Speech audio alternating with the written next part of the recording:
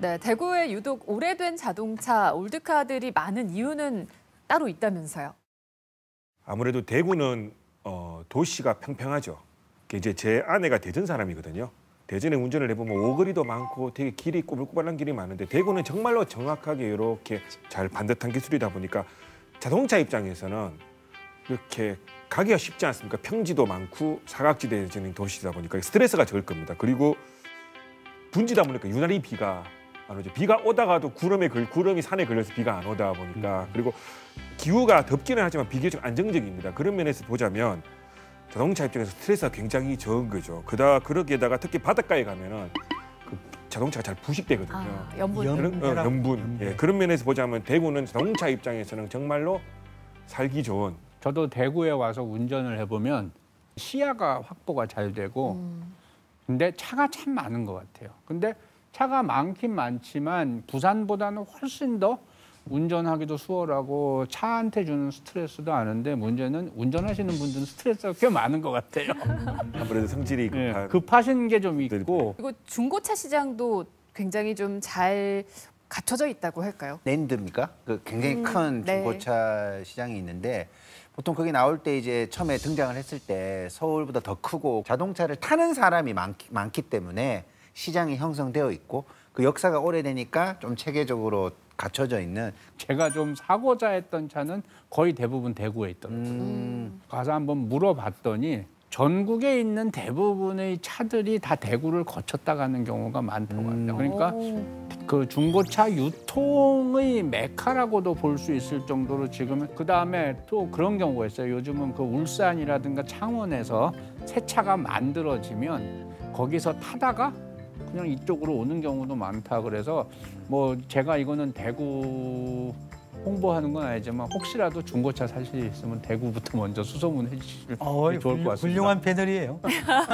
부품 골목도 있고 또 정비도 잘하는 곳이다 보니까 대구에서 탔던 차는 또 어떻게 보면 잘 관리된 차일 수도 있고요.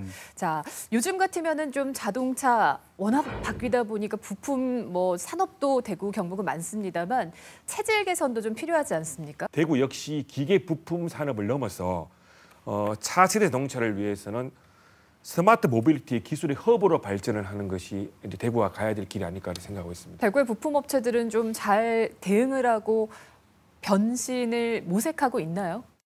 사실은 대구의 수많은 업체들을 만나봤을 때 초반에 굉장히 힘들었던 것 중에 하나가 아까 말했지만 샤시나 기기 부품 위주로 하는 부분들을 이제 전혀 다른 스마트 부품으로 가야 되는 부분에서 어떻게 가야 될 것인가. 아마 자동차가 내연기관 중심에서 특히 전기차로 가버리면 부품이 3분의 1이 다 사라져요. 아까 말했지 본넷만 열어도 아무것도 없지 않습니까? 그래서 이런 면에서 보자면 내연기관 중심과 기계 부품 중심으로 커온 대구는 굉장히 위기인 건 맞는 것 같습니다. 근데 그 위기는 또 새로운 기회의 전환점이거든요. 그래서 미래 자동차는 결국은 소프트웨어 중심으로 갈 수밖에 없습니다. 그거는 세계적 추세이고 우리 휴대폰 소프트웨어 업데이트 하듯이 자동차의 소프트웨어를 주기적으로 업데이트를 하면서 다양한 기능으로 발전하게 되는데 이런 말도 나오거든요. 소프트웨어 디파인 비클이라고 그래가지고.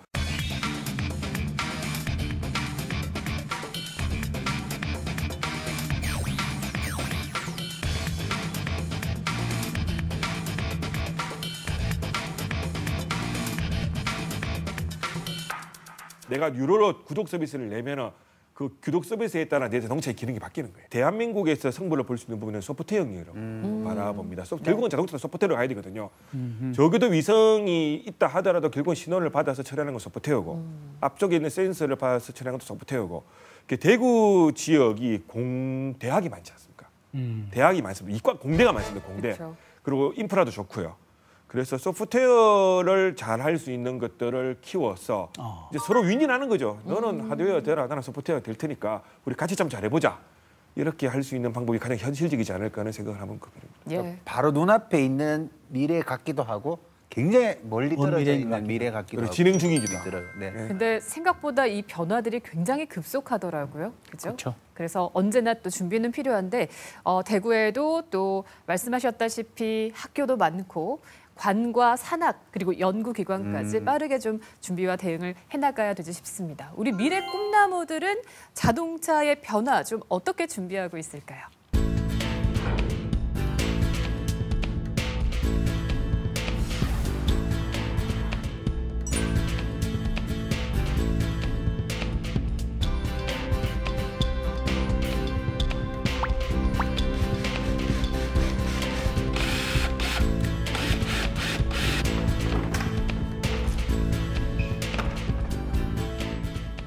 안녕하세요. 저희는 영남대학교 자율주행 동아리 매니악입니다. 정상인 척 다들 힘좀 빼. 짓고 있는 미소들은 새 락이 풀리면 다 똑같지. 눈은 날 무서워 허브제는 풀렸네. 정신을 간신히 잡지. 저희 매니악은 미래 모빌리티 산업을 개발하고 선도하기 위해 2022년도에 결성된 자율주행 동아리입니다. 저희는 실제 차량의 10분의 1 스케일부터 5분의 1, 2분의 1 스케일까지 다양한 크기의 플랫폼을 활용해 자율주행 소프트웨어를 개발하는 동아리입니다. 저희 동아리는 현재 8명이 활동하고 있는데요. 미래자동차공학과 기계공학부, 그리고 이번에는 전자공학과와 정보통신공학과도 들어오면서 다양한 학과의 학생들이 모인 만큼 서로의 지식을 공유하며 자율주행이라는 공통된 목표로 함께 몰입하고 있습니다.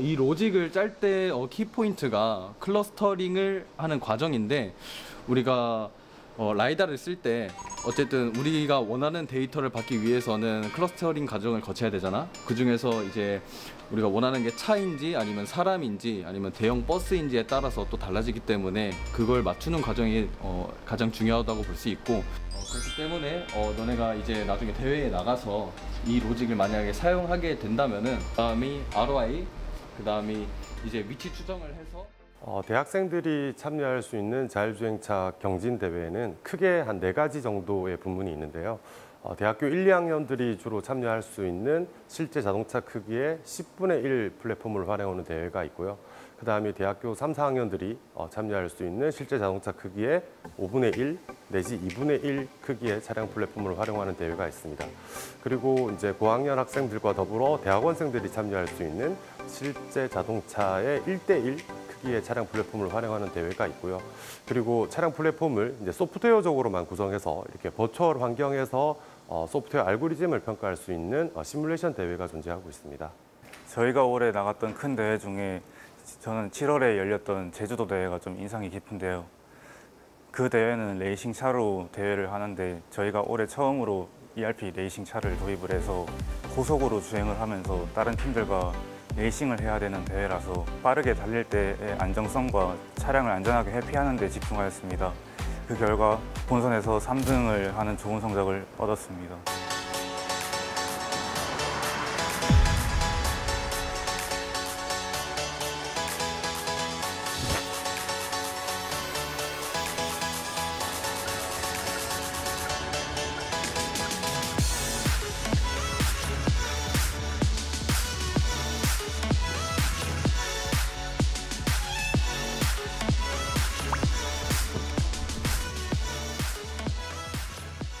저희 교내 자율주행 트랙인 Y로드에서 새로 개발한 알고리즘을 검증하기 위해 테스트를 나왔습니다. 저희 자율주행 플랫폼은 저희가 직접 개발한 코드를 실행 후 카메라, GPS, 라이다 센서를 통해 받은 데이터를 이용해 자유롭게 주행할 수 있게 됩니다.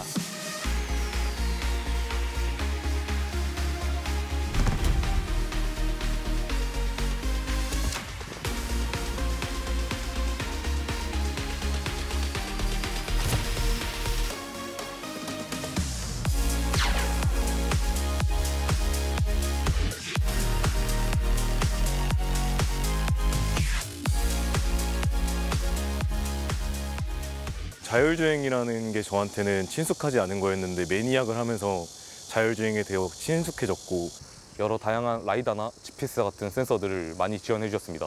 그래서 이를 통해 자율주행 기술을 이제 많이 실현을 해봤고 이로 인해 보람을 좀 많이 느꼈던 것 같습니다.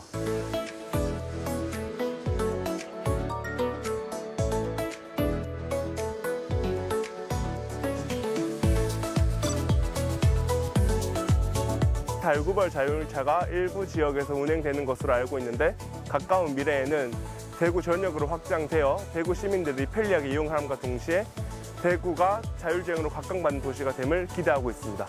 저는 대구가 단순히 자동차 생산 기지에 그치는 것이 아니라 자율주행과 미래 모빌리티 산업을 선도하는 도시가 되었으면 좋겠습니다. 올해 국토부에서 주관하는 가장 큰 규모의 자율주행 대회가 하나 남았는데요. 저희가 이 대회를 위해 1년간 준비한 만큼 좋은 성과를 이룰 수 있었으면 좋겠습니다. 자율주행 동아리 매니아 화이팅!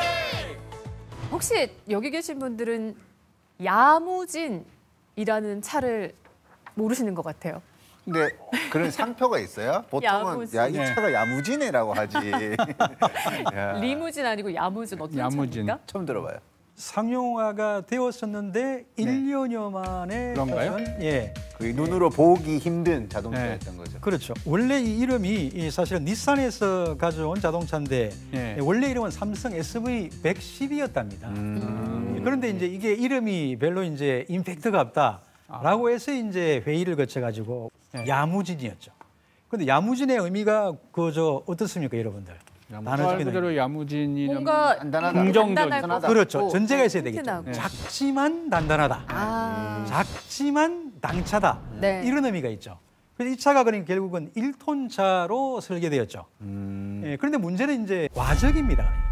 이 차가 이제 1톤 차인데 작업 능률을 올리기 위해서 2톤 반 이렇게 짓는 게 이제. 근데 작다면서요. 견디기가 그렇죠. 좀 어려웠겠네요. 그런데 문제는 이제 이 이름에서 저주를 받았는지 야무지지 못했다는 거죠.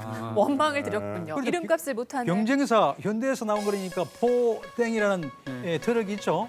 이 차 뭐 거의 베스트셀러죠. 오랫동안 이제 사랑받은 차였는데 사실은 1.5, 2톤까지 실어도 전혀 문제가 없었는데 이 야무지는 과적을 하면 차축이 부러지거나 서스펜스가 가라앉거나 혹은 이제 사진을 보면 그죠. 참고 사진들 기어봉이 제껴지거나 이런 사고가 많았다고 합니다. 안타깝네요. 이 차가 대구에서 만들어진 최초의 상용차라고 하는데. 그러니까 너무 안타깝습니다. 여기에다가 엎어진 데 덮친 격으로 IMF의 영향을 받아서 사실은 생산되고 시판된 지 얼마 만에 입소문을 타면서 판매고 부진하고 IMF가 덮쳐서 다가오는 바람에 사실은 생산이 중단되었죠.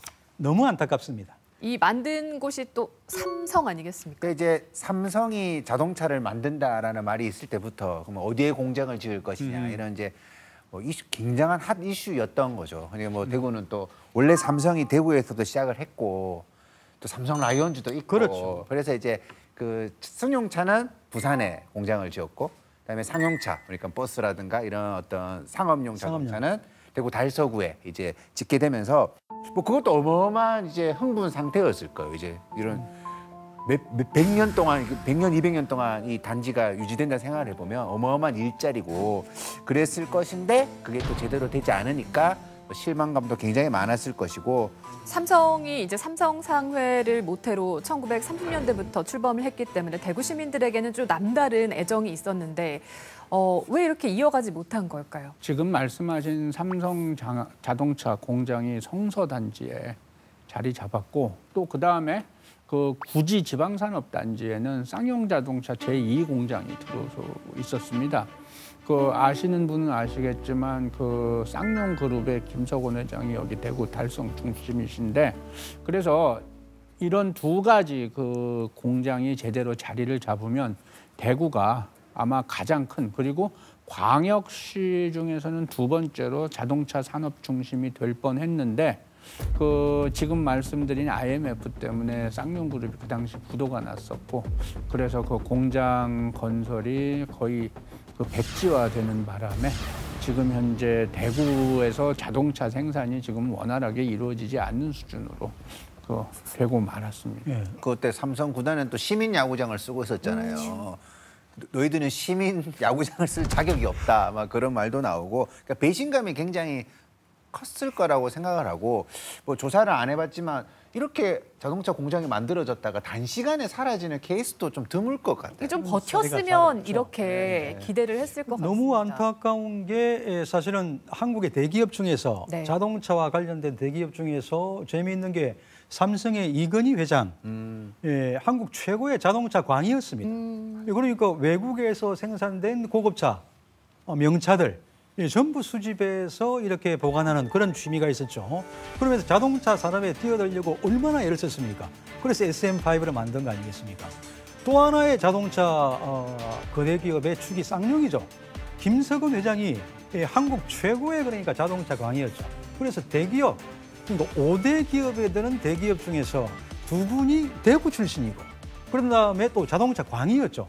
그런데 왜 고향 대구에 이런 자동차 회사들을 좀 진듯하게 이렇게 투자하면서 유지하지 못했을까?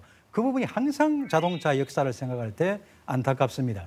대구가 자동차 부품뿐만이 아니라 정말 잘 자리 잡았다면 완성차 생산 기지가 될 뻔도 했었는데 그렇죠. 정말 말 그대로 좀 일장춘몽? 배신의 연속인 거죠. 삼성만 배신한 것도 아니고. 네. 네. 정말 야무진 도시가 될 뻔했는데. 그러네요. 안타깝습니다. 아유, 그렇습니다. 자, 그럼에도 불구하고 대구의 꿈은 또 한여름밤의 꿈이 아니라 계속 또 미래를 향해서 나가고 있지 않습니까? 사실은 대구의 자동차 산업에서 굉장히 큰 장점 중에 하나는 인프라입니다. 그 자율주행 모빌리티 인프라 도시로 저는 발돋움을 하고 있다고 생각하는데요. 대구 구지에 가면 지능형 자동차 부품 자율주행 시험장이라는 곳이 있어요. 제가 몇 번 가봤는데 네.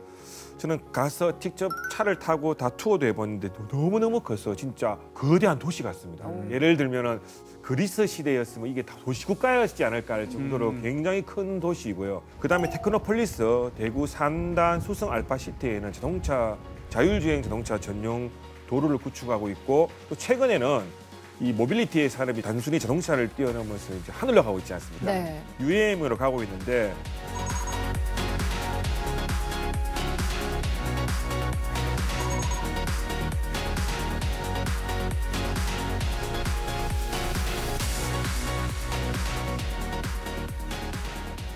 굵직한 대기업들과 대구 UAM 선도 도시 조성 협약을 맺었고요. 국토교통부에 UAM 지역 시범 사업이 있는데 저희 디지트 옆에 수직 이착륙 시설 그게 이제 생겨요.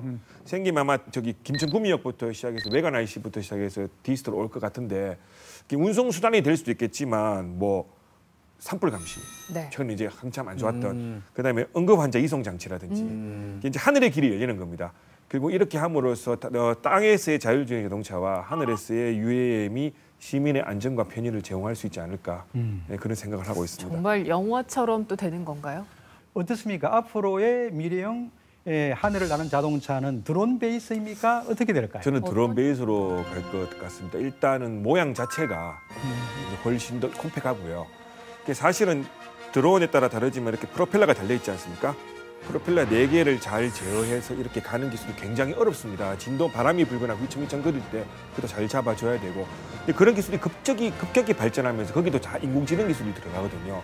이게 드론이 흔들거리는 정보를 측정한 다음에 이 4개의 모터를 어떻게 잘 AI가 제어해 줄 것인가 그런 기술이 등장하면서 예전에는 그런 형태의 드론이 그 프로펠러 4개를 제어할 수 있는 기술이 안 되었거든요.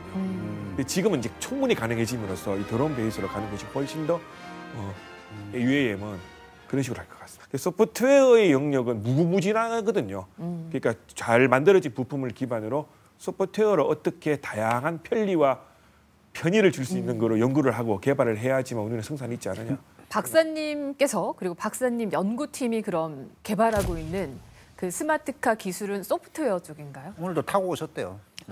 그래요? 잠시 집에 보내놨는데요. 딴 일 하라고. 사실 전에 디스트의 ICT 연구본부라고 이렇게 이제 본부가 구현되는데 그 밑에 보면은 3개의 부서가 있습니다. 대부분 이제 모빌리티 연구를 하고 있는데요.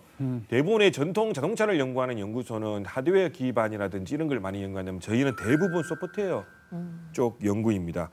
그래서 기업에 이제 실제로 기업 현장들을 만나보면 소프트웨어 쪽을 많이 요구를 합니다. 아무래도 그 기업들은 전통적으로 기계 베이스로 연구를 많이 해오다 보니까 예를 들면은 저희 디스트에서 최근에 이제 국내 최초로 그 자율주행 라이센스를 취득한 것 중에 하나가 트레일러 라이센스입니다. 이 트레일러가 자율주행이 돼요. 트레일러도. 근데 자율주행 자동차와 트레일러가 결착이 되는 것도 또 자율주행으로 돼요. 그럼 이 트레일러를 어디 쓸 것이냐 여러 용도가 있는데요. 배터리 들고 다닐 수 있습니다. 자율주행 자동차들이 전기차 베이스 자율주행 자동차들이 가다가 배터리가 다 떨어지는데 다 떨어져 가는데 트레일러가 충전할 데가 없지 않습니까? 네. 그럼 트레일러를 보내는 거예요. 그런 것도 할 수 있고 또 물류의 시장에서 그죠? 자동차 가다가 어느 휴게소에서 걔를 만나가 끌고 갈 수도 있고 그런 식으로 그런 라이센스를 취득한 것도 있고요. 근데 박사님 지금 현행 법규가 다 이제 사람이 모는 자동차를 기준으로 다 만들어져 있잖아요. 그게 이제 대표적인 것이 사고가 났을 때. 특히 도심에서는 맞아요. 예. 밤에 시커먼 옷을 입은 보행자가 갑자기 튀어나왔을 때 자율주행 자동차가 아니고 자율주행 자동차 할아버지가 나와도 그거는 막을 인지하기가 수가 없거든요. 어렵다. 아. 근데 그 자율주행 자동차가 사고가 나면 대스특필입니다. 그러면 잘못하면 그 기업은 망할 수도 있습니다. 그런 전반적인 문제 때문에 그런 것들을 하나하나 신경 쓰다 보면 한국도 이제 그런 생각을 다 가지고 정책을 마련하고 있는 걸로 알고 있습니다. 자, 대구에서도 이런 기술 개발들 그리고 또 실험들 다양하게 되고 있을 텐데요. 대구가 그리고 있는 미래 자동차 도시는 어떤 모습인지 지금 현실 한번 보겠습니다.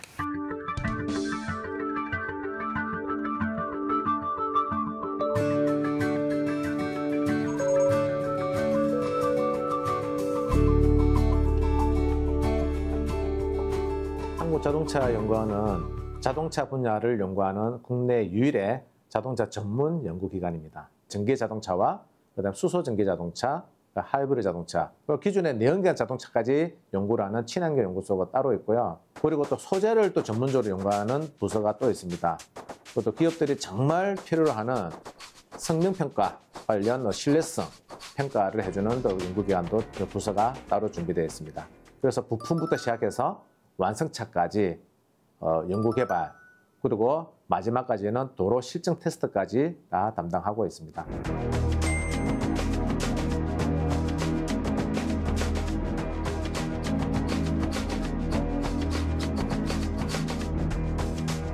지금 당장 눈앞에 다가온 것은 전기자동차 시장입니다.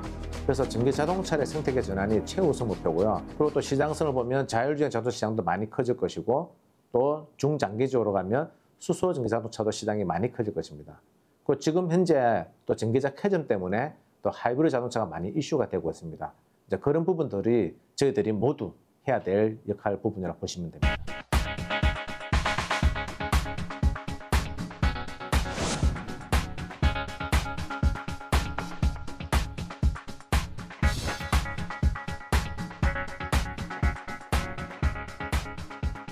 현재 그 산업부 규제 샌드박스지역 그리고 국토부 시범운행지구인 그 대구 테크노폴리스하고 국가 산단 그리고 수상알파시티 여기를 연결하는 간선도로 총 160km 구간으로 구축이 돼 있고요. 자율주행 차량 실증 정보하고 실시간 노변 장치로부터 수집된 정보 그리고 돌발 상황 정보 등을 통해 가지고 이 데이터들을 분석을 해서 자율주행 실도로 실증 평가를 통해서 자율주행 부품, 또 시스템, 서비스에 대한 실증과 평가를 지원을 하고 있습니다.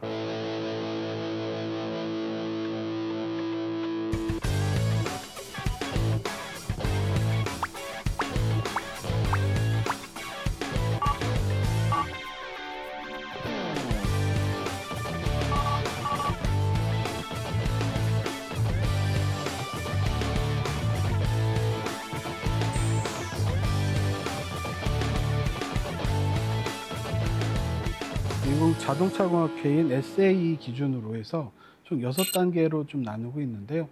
0단계부터 해서 0단계는 비자동화 부분이고요. 총 레벨 5가 되면 완전 자동화 수준까지 올라가게 됩니다.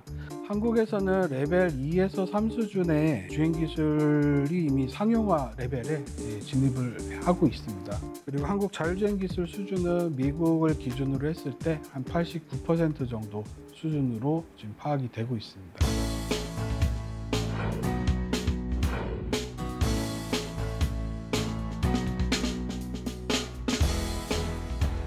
구축된 인프라하고 또 관제센터 등을 기업에게 개방해서 활용할 수 있게끔 하기 위한 기업 지원 사업을 지금 수행을 하면서 여러 가지 시제품 제작이라든지 또 실도로 실증에 대한 기술 지원 등을 지원을 하고 있습니다.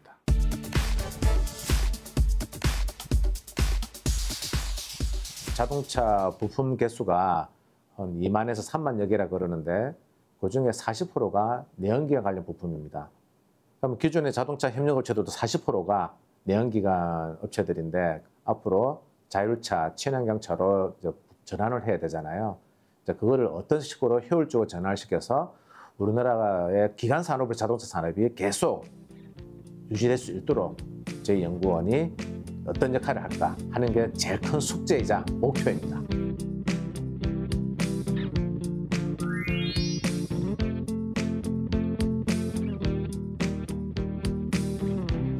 자, 어쨌든 미래형 자동차 또 미래 모빌리티로 또 가고 있는 흐름인 것은 분명한데 대구는 그러면 이제 어떤 역할을 해야 될까요?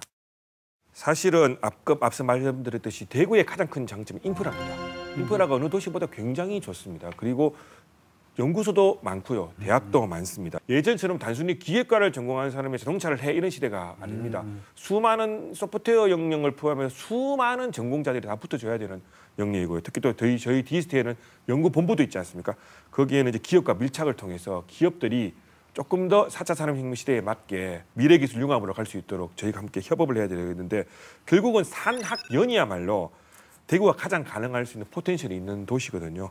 대구 자동차 산업은 새로운 활력을 얻기 위해서는 미래 자동차를 위해서 산학협이 굉장히 중요할 것 같습니다. 네. 잘하고 있는 뭐 해외 도시라든가 좀 벤치마킹할 수 있는 것도 있나요? 제가 한 3가지를 이제 말씀드리고 싶은데요.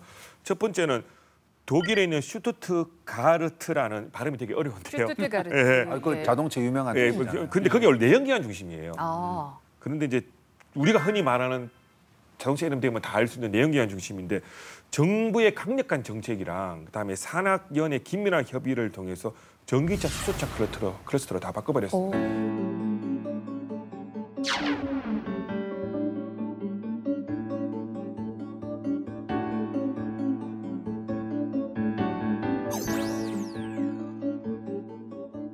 미국 실리콘밸리 그는 대표적인 벤처 회사지 않습니까? 자동차가 아무 상관이 없습니다. 저도 한번 가본 적이 있었는데 그런데 여기 IT 기업들이 자동차 회사랑 협약을 맺어가지고 자동차에 들어가는 자율주행 자동 맞습니다. 자율주행 자동차에 들어가는 소프트웨어의 핵심 기술이 여기서 나옵니다.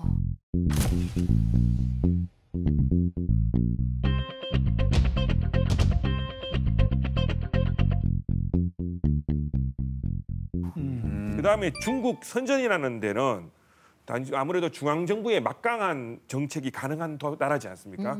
거기에다가 이제 충전 인프라를 다 투자해가지고 세계 최초로 전기버스 택시 100% 전환을 다 해버렸는 도시거든요.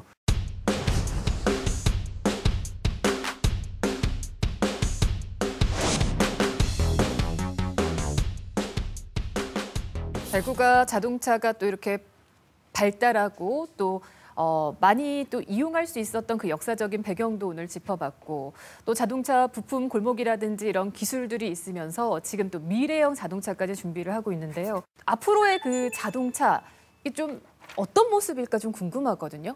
네, 저는 미래형 자동차는 좀 더 인간에게 편의와 편의를 주게 되는 걸로 발전할 텐데 새로운 생활 공간이 될 것 같습니다. 그러니까 자동차 이동 수단이 아니고 어차피 자율자동차가 움직인다면 그 내부 공간은 운전자가 운전을 할 필요가 없으니까 그 안에 수많은 것들을 다 할 수 있을 것 같거든요. 거기서 뭐 하나의 집이 되는 거죠. 하나의 집이 되고 재미가 되고 뭐 예를 들면은 내가 극장용 자동차 이런 걸 되면 내가 빌리는 거예요. 렌트하는 거예요. 이동형 극장이네요. 그렇죠. 내가 대구에서 서울까지 가야 되는데 영화 한 4시간짜리 영화를 한 개 보겠다면 자율자동차를 이렇게 휴대폰 플랫폼으로 어느 자율자동차를 빌릴까 이렇게 빌려가지고 딱 클릭하면 집 앞에 오겠죠.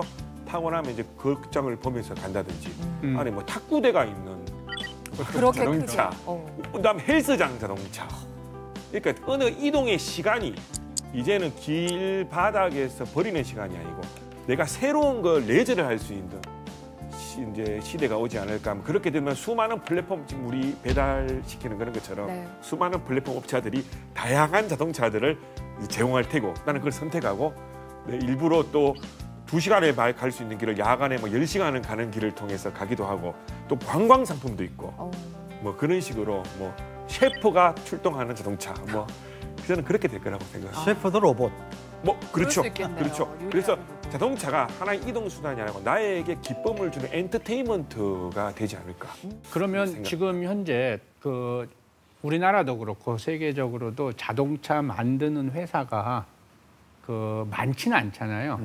근데 지금 이렇게 디지털과 인공지능이라든가 여러 가지 다양한 기술이 파편화를 하셨다면 자동차 만드는 회사도 파편화돼서 우리가 다양한 브랜드로 자동차를 고를 수 있지 않을까 생각이 드네요. 굉장히 좋은 지적이신데요. 그래서 지금 형태의 완성차를 조립하는 자동차 회사에서의 느끼는 그 미래의 위기가 바로 그겁니다. 이제는 완성차 업체가 하나를 쥐고 있는 것이 아니라 네. 레고처럼 네. 될 수도 있습니다. 레고처럼. 면미래일 수도 있겠지만 결국은 소비자의 욕구를 만족시켜주기 위해서는 그런 것들이 모아져서 자판기처럼 툭 튀어나오는 거거든요. 네. 그래서 그런 산업이 완전히 바뀔 확률이 굉장히 높습니다. 단순히 자율주행 자동차냐 자율주행 자동차가 아니냐가 소비자의 취향이 그렇게 바뀌는 시대가 올 것 같습니다. 자동차가 대량화되면서 이렇게 보편화됐지만 이제 이제는, 미래에는 예. 소비자 중심으로 수요 중심으로 바뀔 수 플랫폼은 있다. 대량이고요. 그러니까 스마트폰이 도로에 굴러다닌다고 생각합니다. 그게 가전 미래 회사가 자동차입니다. 자동차 만들 예. 수 있겠네요. 그렇습니다. CES 아시죠? 네. 수년 전부터 거기 가면 자동차 기술들이 대가 등장하지 않습니까? 네.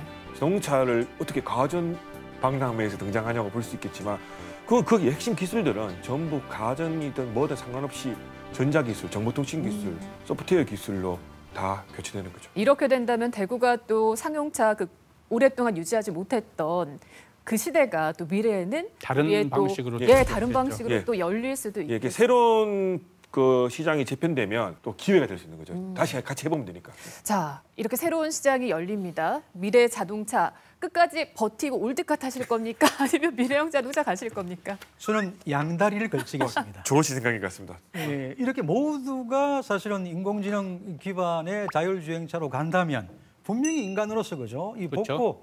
복고 분위기가 생길 가능성이 크다고 생각합니다. 그래서 제가 지금 타고 있는 내연기관 네. 베이스의 자동차는 잘 정비해서 오래오래 보관하겠습니다. 타고 보관하고. 고향에서는 내연기관, 도시에서는 자율주행. 사실 그 사람의 본성이라는 게 우리가 역사를 배우는 것도 본능적으로 옛날이 좋았다라는 그런 노스텔지아 감성이 있기 때문입니다. 지금 우리가 타고 다니는 내연기관이 뭐 탄소에도 뭐 환경에도 안 좋고 그다음에 사고도 많이 나고 지금 우리 그 현 박사님께서 얘기하신 거는 어떻게 보면 우리한테는 너무나도 유토피아적인 사고인데 그런 게 있으면 그 작용과 반작용으로 노스텔지아도 그 강도가 커질 수밖에 없고 지금 우리나라는 아까도 얘기했지만 올드카에 대한 관심이 대중화가 되지 않았기 때문에 오히려 이런 자동차가 되면 바야흐로 지금 우리가 타고 있는 차가 올드카가 되고 거기에 대한 관심과 노스텔지아도 공론화되지 않을까. 거기에도 투자를 해야 됩니다. 그렇죠. 그게 바로 고부가가치 사업이고 그거는 적정가가 없습니다. 거기 이제 취미의 영역이 발생하는 거죠. 그러니까 취미의 영역이 사람이니까. 그러니까 우리가 자동차를 이제는 여기서 저기로 수송을 하고 운반을 하고 이동을 할 때 쓴다면 그거는 이제 생활에 지극히 필수적인 게 되었고 우리가 모는 자동차는 취미의 영역이 되는 거죠. 오늘 대구의 자동차 이야기 해봤습니다. 어떻게 좀 대구가 자동차 도시라는 게 동의가 되셨습니까? 제가 생각한 것보다 훨씬 더 많은 발전을 하고 있는 것 같고 그 모습을 보면서 빨리 그렇게 되었으면 좋겠다라는 생각과 한편으로는 또 좀 천천히 되면 좋겠다라는 그런 생각이 동시에 드는 그러니까 기술의 혁신을 듣는 건 너무 흥분스러운데 그럴 때마다 좀 어떤 질문들이 좀 생기고 오늘 저는 오늘 박사님께서 2번 정도 말씀하셨는데 자동차는 종합 예술입니다 라고 딱 하셨거든요. 네. 근데 그 예술이 다양한 기술이 결합되어 있는 게 아니라 새로운 자동차가 나오면 또 인문학적인 질문을 주고받아야 되고 정말 많은 어떤 이제 집단 지성의 힘을 통해 가지고 이 자동차가 굴러간다라는 거죠. 그런 지점이 정말 많은 어떤 좀 고민을 하게 하는 그런 시간이었던 것 같습니다. 산업 구조가 또 바뀌고 있지 않습니까? 제4차 산업, 그러니까 인공지능의 시대가 열리고 있고 자동차도 거기에 수렴되어 가고 있다고 생각합니다. 한국이 지금까지 이룬 자동차 산업, 여기에서 자만을 한다면 새로운 자동차 산업의 패권을 금세 다른 국가에게 뺏길 수도 있다고 하는 생각이 든다는 거죠. 그래서 이런 기회들을 잘 살려서 한국이 새로운 미래형 자동차 산업에서도 그 주역이 되기를 바람하지 않고 그 중심에 대구가 있었으면 좋겠습니다.